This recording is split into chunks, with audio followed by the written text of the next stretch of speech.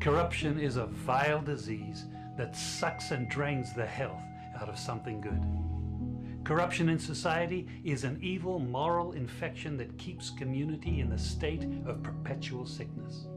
Corruption is a moral virus. It's so potent it leaves its host sick, lethargic, and unable to realize and accomplish all that a well person can. Where corruption thrives, poverty and not prosperity thrives.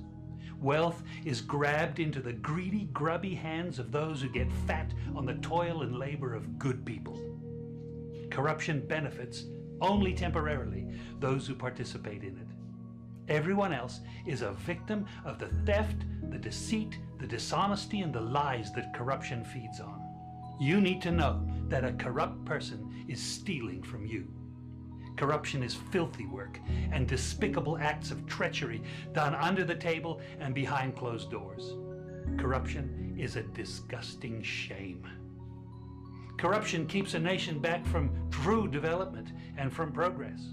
Wise investors steer clear of a corrupt environment. They would rather put their resources into a place where the playing field of opportunity is equal for all and not bent towards feeding the financial lust of corrupt, lying, cheating, thieving politicians and government officials. How many wonderful development projects have been lost because the investors didn't want to do business in a swamp of evil? When those great projects go to another nation or to some other place, we all lose. Believe me when I tell you that corruption steals from you, it steals from all of us. Corruption plunders the nation's wealth. Corrupt people compromise on truth, equity, and fairness, choosing instead to feed off the short-term benefits of crookedness, exploitation, and financial perversion. Corruption is not just a personal matter, it's a culture. It's a way of life, not just for individual people, but for companies, communities, governments, and nations. Corrupt nations, hiding behind large companies, will seek to invest in other weak nations in order to take over the assets of the nation that they've invested into. They will provide financial loans to a nation for the much needed infrastructure, and they will do it with assets that they provide. They will sign contracts by lining the pockets of rotten government officials who participate in this kind of corruption and are then held hostage by their own deceit and greed. Corruption is nothing less than a form of theft and national robbery. A corrupt person steals from everyone in society. We all lose when corruption is rampant. Those who participate in corruption have chosen evil over good, lies over truth, and personal gain over well-being of all. To be corrupt means to be rotten. When meat is corrupt, it's rotten, and it stinks.